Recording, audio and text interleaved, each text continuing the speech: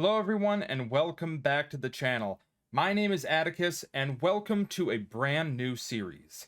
In this series, we are going to be taking a look at different moments and artifacts from all across history. From the strange to the morbid to the downright fascinating, we are going to be looking at all of life's mysteries and what it has to offer, from culture to natural sciences, geology, entomology, and every other science in between. We're going to be taking a look at some really cool stuff. Welcome to the Cabinet of Curiosities.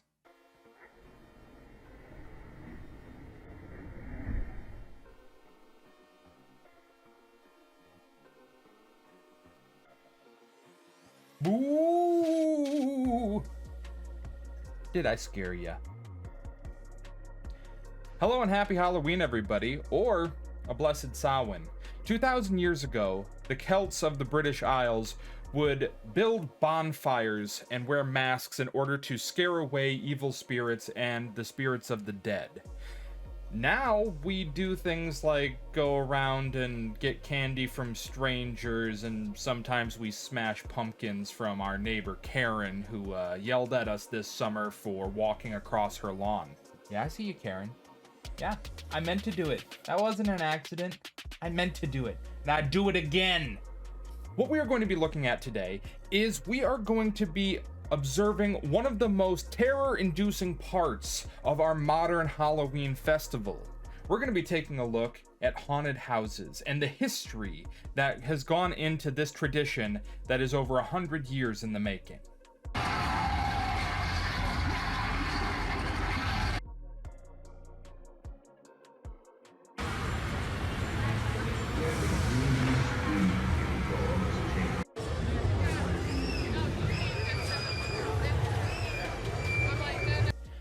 So just to give you a little bit of background, I have been working in the haunted attractions industry roughly since 2012.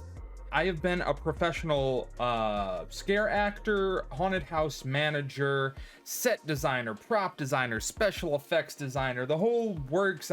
If it exists in the haunted attractions industry, I have touched it at least once.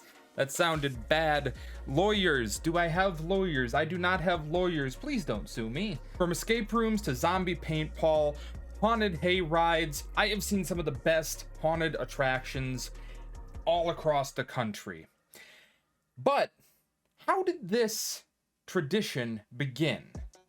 Well, that's an interesting story. You see, it all starts with a revolution. A French one, if that matters to you at all. During the French Revolution, a new form of execution was created, the guillotine.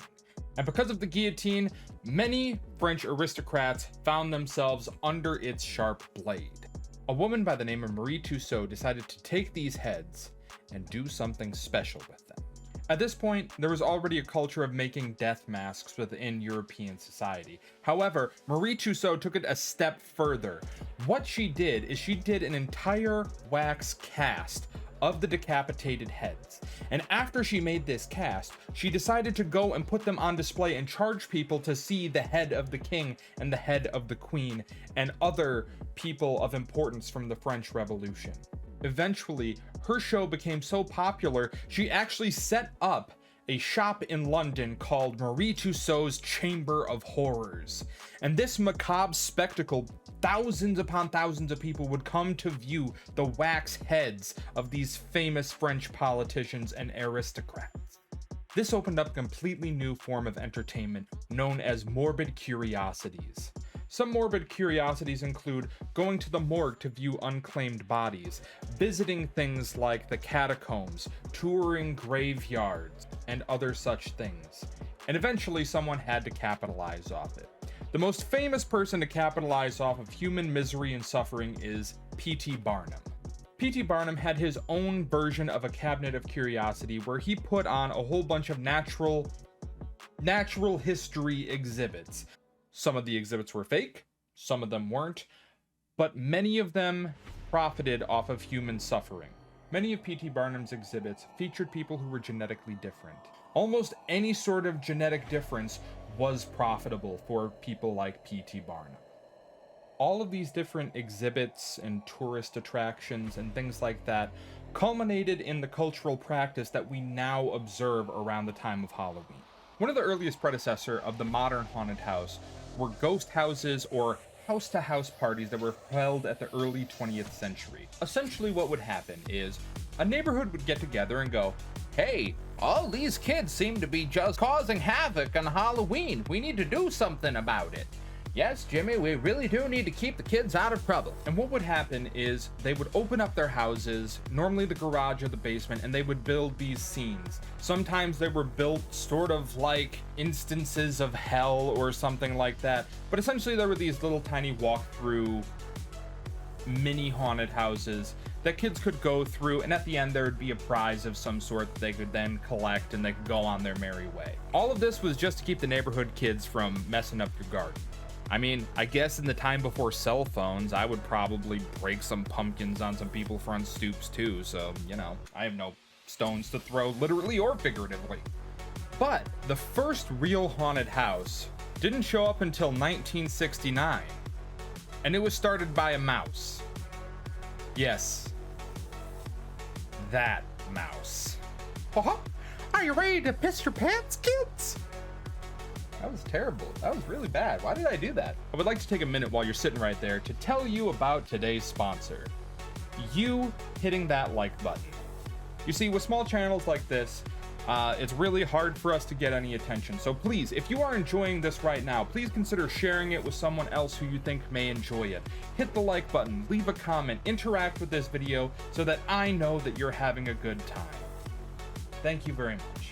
In 1969, Walt Disney opened up one of its most famous attractions, the Haunted Mansion. Some of the illusions that were performed in the Haunted Mansion were illusions that were created hundreds of years before. Things like Pepper's Ghost. Pepper's Ghost is where you take a mirror in order to project an image in a spot where it normally wouldn't be, and that translucent image acts almost as a holograph. Essentially, Walt Disney started a trend. From that point forward, other people began doing similar things with haunted attractions, such as Knott's Berry Farm, or as it is now known as, Knott's Scary Farm.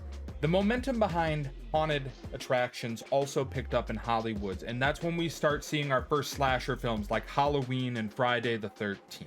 And from these slasher films, we start to see the modern haunted house take form. We start seeing things like the use of special effects, pneumatics, electronics, animatronics, pyrotechnics, lighting, fog, everything that we associate with a normal haunted house today is all thanks to Mickey Mouse. What you gonna do? The haunted attractions industry is a multi-million-dollar industry with people from all over the world participating. We have home haunters who still build up their backyards and garages in the style of house-to-house parties of the early 20th century. Then we have people using Hollywood-level special effects just to make people piss their pants for 13 days out of 1 month of a year. One of the things that makes the haunted house a lasting part of American culture is fear. There are rumors all over the internet of people dying at haunted houses, of corpses being hidden among the props, of people going missing. There are movies made about just the fear of haunted houses.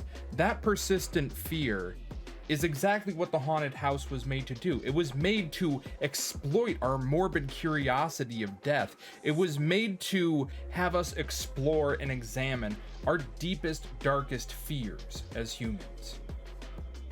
You afraid of spiders? We got some of those. You're not a big fan of clowns? Well, we have those too. You don't like dismemberment? Are you queasy at the sight of blood? Does the thought of being alone or having your senses taken away make you uncomfortable? We have those things. The modern day haunted house is one of the only ways that we can get close to death without actually experiencing it. Part of the reason that it still lasts today is because it is a contemporary rite of passage. There's a reason that you see Giga Chads lining up for there going, man, yeah. I've never once have I ever been scared at a haunted house ever in my entire life. The reason that people are like this is because it is a rite of passage. It is proving your worth as a human being in ways that we normally don't get to do in contemporary society. It's that proof that we are not afraid of death. Thank you very much for being with us for this first episode of the Cabinet of Curiosities. As you enjoy your Halloween weekend, please remember, if you do go to a haunted house, please be kind to the scare actors. Most of them are not getting paid, and they're definitely not getting paid enough to be punched by you. So if you are one of those people who has fight or flight tendencies, please consider staying home and enjoying some other form of entertainment instead. Thank you so much for being here. If you enjoyed this content, please like it and leave a comment down below. If you want to see more of it, please subscribe. You can also follow me on Twitch and TikTok for other content as well. Thank you so much, and have a spooky evening.